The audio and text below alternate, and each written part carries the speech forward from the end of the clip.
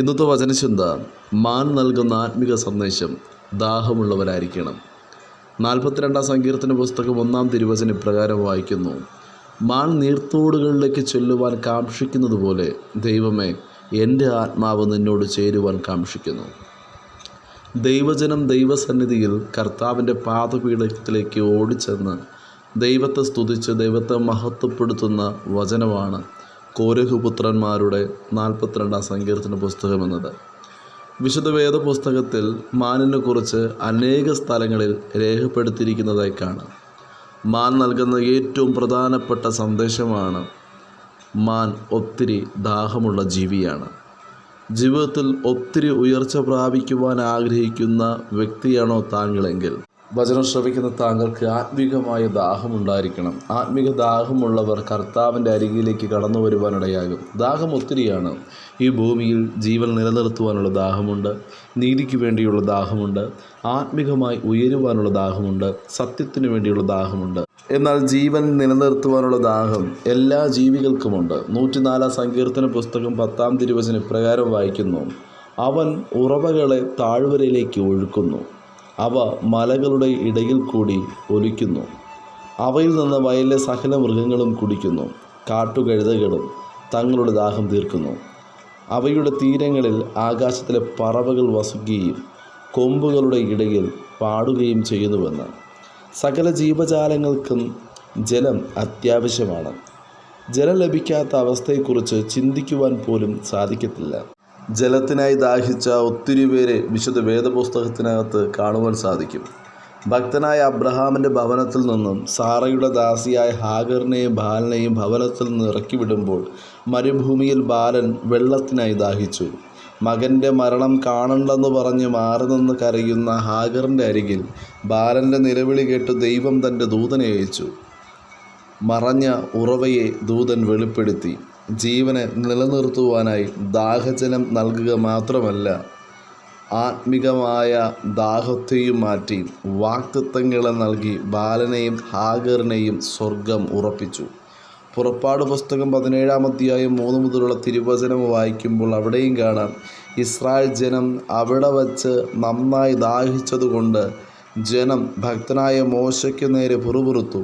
അവർ ഭക്തനായ മോശയോട് വിളിച്ചു പറഞ്ഞു: ഞങ്ങളും മക്കളും ഞങ്ങളുടെ മൃഗങ്ങളും ദാഹം കൊണ്ട് ചാകേണ്ടതിന് നീ ഞങ്ങളെ മിസ്രയിൽ നിന്ന് കൊണ്ടുവന്നത് എന്തിന് എന്ന് പറഞ്ഞു.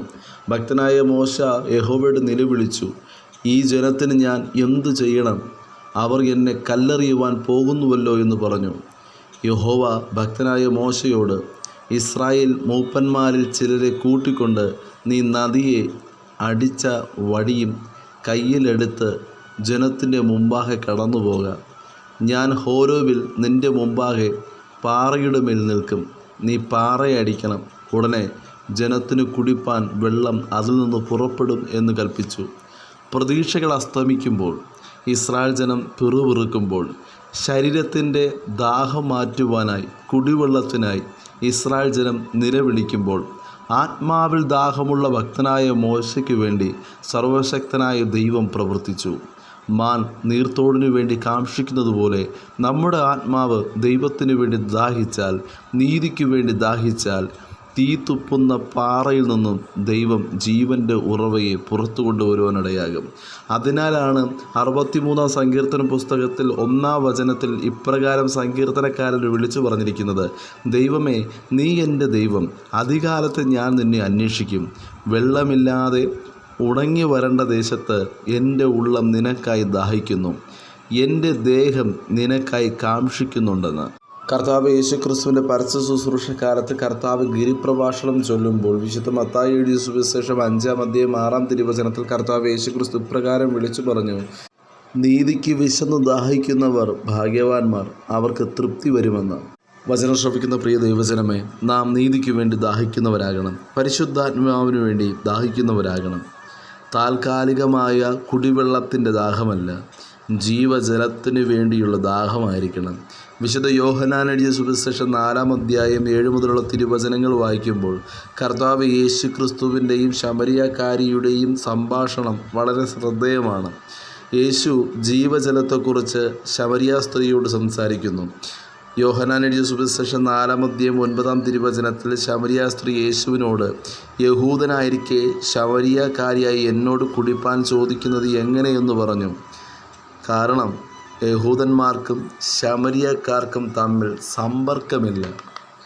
എന്നാൽ അവിടെ കർത്താവ് യേശുക്രിസ്തു പറയുന്നു, നീ ദൈവത്തിൻ്റെ ദാനവും നിന്നോട് കുടിപ്പാൻ ചോദിക്കുന്നവൻ ആരെന്നും നീ അറിഞ്ഞുവെങ്കിൽ നീ അവനോട് ചോദിക്കുകയും അവൻ ജീവനുള്ള വെള്ളം നിനക്ക് തരികയും ചെയ്യുമായിരുന്നു എന്ന് ഉത്തരം പറഞ്ഞു.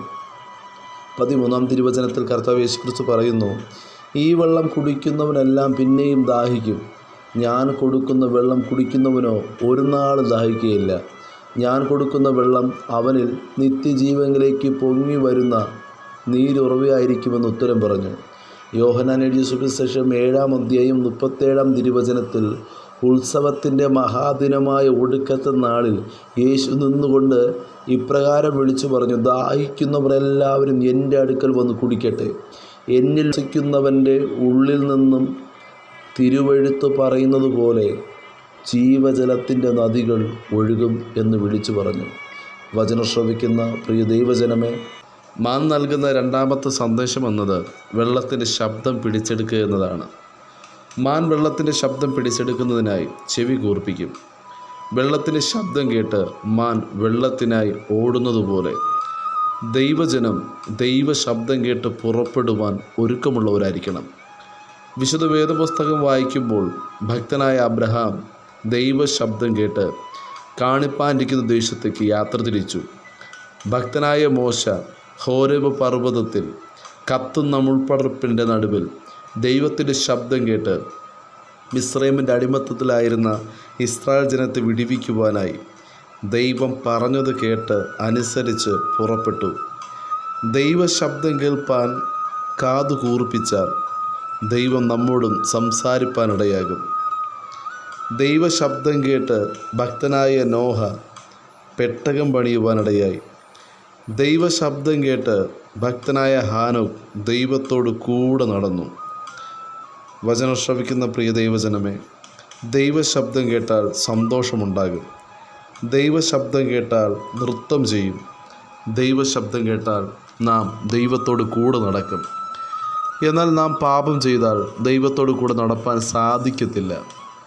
ഭക്തനായ ഹാനോക്ക് ദൈവശബ്ദം കേട്ട് ദൈവത്തോട് കൂടെ നടക്കുവാൻ വിശുദ്ധ ജീവിതം നയിച്ചിരുന്നു. എന്നാൽ ഉൽപ്പത്തി പുസ്തകം 3-ാം അധ്യായത്തിൽ ആദിമ മാതാപിതാക്കൾ ആദാമും ഹവ്വയും ദൈവശബ്ദം കേട്ട് ദൈവത്തോട് കൂടെ നടന്നിരുന്നു. എന്നാൽ അവർ ദൈവത്തെ അനുസരിക്കാതെ സ്വന്തം തീരുമാനത്തിൽ വിലക്കപ്പെട്ട കനി പറിച്ച് ഭക്ഷിച്ചു, അനുസരണക്കേട് കാണിച്ചു. അവർ ദൈവത്തെ അതിനാൽ ഭയപ്പെട്ടു. ഉൽപ്പത്തി പുസ്തകം 3-ാം അധ്യായം 8-ാം തിരുവചനം ഇപ്രകാരം വായിക്കുന്നു, വെയിലാറിയപ്പോൾ യഹോവയെ ദൈവം തോട്ടത്തിൽ നടക്കുന്ന ഒച്ച കേട്ടു. മനുഷ്യനും ഭാര്യയും യഹോവയെ ദൈവം തങ്ങളെ കാണാതിരിപ്പാൻ തോട്ടത്തിലെ വൃക്ഷങ്ങളുടെ ഇടയിൽ ഒളിച്ചു. ശേഷം ദൈവവുമായി നടക്കുവാൻ കഴിയാതെ ദൈവ തേജസ് നഷ്ടപ്പെട്ടവരായി മനുഷ്യർ മാറി. എന്നാൽ പുറപ്പാട് പുസ്തകം 19-ാം അധ്യായം 18 മുതലുള്ള തിരുവചനങ്ങൾ വായിക്കുമ്പോൾ ദൈവം ഭക്തനായ മോശയോട് സംസാരിച്ചതായി കാണാം. യഹോവ തീയിൽ സീനായ് പർവ്വതത്തിൽ ഇറങ്ങുകയാൽ അത് മുഴുവനും പുക കൊണ്ട് മൂടി.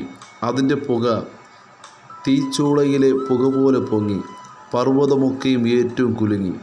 കാഹളധ്വനി ദീർഘമായി ഉറച്ചുറച്ചു വന്നപ്പോൾ മോശ സംസാരിച്ചു. ദൈവം ഉച്ചത്തിൽ മോശയോട് ഉത്തരമരുളി. വചനം ശ്രവിക്കുന്ന പ്രിയ ദൈവജനമേ, വിശുദ്ധ വേദപുസ്തകം പരിശോധിച്ചാൽ ഭക്തനായ അബ്രഹാം, ഇസഹാക്ക്, യാക്കോബ്, ഭക്തനായ മോശ, ഭക്തനായ ഏലിയാവ് തുടങ്ങിയ അനേകർ ദൈവശബ്ദം കേട്ടിട്ടുള്ളതായി കാണാം. എന്നാൽ മാൻ വെള്ളത്തിൻ്റെ ശബ്ദം പിടിച്ചെടുത്തതുപോലെ വെള്ളത്തിൻ്റെ മുഴക്കം പിടിച്ചെടുത്ത ഒരേ ഒരു ഭക്തനാണ് ഭക്തനായ ഏലിയാവ്. 1 രാജാക്കന്മാരുടെ പുസ്തകം 18-ാം അധ്യായം 41 മുതലുള്ള തിരുവചനങ്ങൾ വായിക്കുമ്പോൾ ഭക്തനായ ഏലിയാവ് ആഹാബ് രാജാവിനോട് വിളിച്ചു പറയുകയാണ്, നീ ചെന്ന് ഭക്ഷിച്ച് പാനം ചെയ്യുക, വലിയ മഴയുടെ മുഴക്കം ഉണ്ട് എന്ന് പറഞ്ഞു. മഴ പെയ്യുവാൻ ഒരു സാധ്യതയും ഇല്ലാത്ത സ്ഥാനത്ത് ഭക്തനായ ഏലിയാവ് മഴയുടെ മുഴക്കം കേൾക്കുകയാണ്. മഴയുടെ മുഴക്കം കേട്ട ഭക്തനായ ഏലിയാവ് കർമ്മേലിൽ പോയിരുന്നു പ്രാർത്ഥിച്ചു. തൻ്റെ ബാല്യക്കാരനോട് 7 പ്രാവശ്യം സമുദ്രത്തിൻ്റെ നേരെ ചെന്ന് നോക്കുവാൻ പറഞ്ഞു. ഭക്തനായ ഏലിയാവ് യാതൊരു പ്രതീക്ഷയില്ലെങ്കിലും, ഒരു മേഘം പോലും ഇല്ല എങ്കിലും, മഴ പെയ്യുവാൻ ഒരു സാധ്യതയില്ലെങ്കിലും മഴയുടെ മുഴക്കം കേട്ടതിനാൽ ഭക്തനായ ഏലിയാവ് മുട്ടുമടക്കി ദൈവസന്നിധിയിൽ പ്രാർത്ഥിച്ചുവെങ്കിൽ, വചനം ശ്രവിക്കുന്ന പ്രിയ ദൈവജനമേ, മാൻ നീർത്തോടിൻ്റെ ശബ്ദം കേൾക്കുന്നത് പോലെ ദൈവശബ്ദം കേൾക്കുവാൻ, കേട്ട ശബ്ദത്തിൽ 100% ഉറപ്പോടുകൂടെ ഉറച്ചു വിശ്വസിച്ച് പ്രാർത്ഥിപ്പാൻ, കേൾക്കുന്ന ശബ്ദം കണ്ണാൽ വെളിപ്പെടുവാൻ വലിയൊരു വിശ്വാസം നമ്മുടെ ഹൃദയത്തിൽ വർദ്ധിക്കണം. ഭക്തനായ ഏലിയാവ് മഴയുടെ ശബ്ദം കേട്ടു, മഴ പെയ്യുമെന്ന് വിശ്വസിച്ചു, ദൈവസന്നിധിയിൽ മുട്ടുമടക്കി പ്രാർത്ഥിച്ചു. 7ാമത്തെ പ്രാവശ്യം സമുദ്രത്തിൽ ചെന്ന് നോക്കുമ്പോൾ കൈമേഘം ഉയർന്നു വന്നതായി കണ്ടു. ശേഷം ആഹാബ് രാജാവിനോട് പറഞ്ഞു, രഥവും പൂട്ടി മുന്നോട്ട് ഇറങ്ങുക. ശേഷം ശക്തമായ മഴ വെളിപ്പെട്ടതായി ഇടയായി. പ്രാർത്ഥിച്ച ഭക്തനായ ഏലിയാവ് ആഹാബിൻ്റെ രഥത്തിൻ്റെ മുന്നാലെ ഓടുവാൻ തുടങ്ങി. വചനം ശ്രവിക്കുന്ന പ്രിയ ദൈവജനമേ, ഈ നാളുകളിൽ ദൈവശബ്ദം കേൾക്കുവാനും പിടിച്ചെടുക്കുവാനും വലിയൊരു ദൈവകൃപ വചനം ശ്രവിക്കുന്ന ഏവർക്കും കർത്താവ് നൽകുമാറാകട്ടെ. God bless you. ആമേൻ.